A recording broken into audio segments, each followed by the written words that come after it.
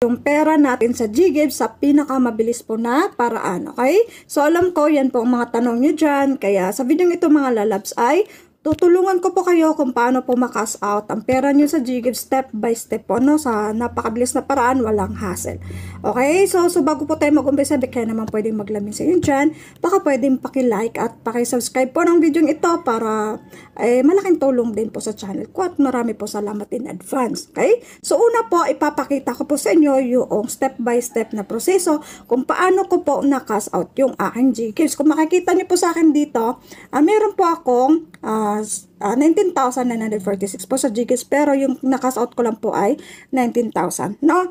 So panoorin niyo po hanggang dulo ang video nito kasi po i-reveal ko po mamaya sa inyo yung tao na tumulong ay yung agent po, na legit na agent po na tumulong po sa akin para po ma-cash out po yung aking pera dito kay GGives. Ano? So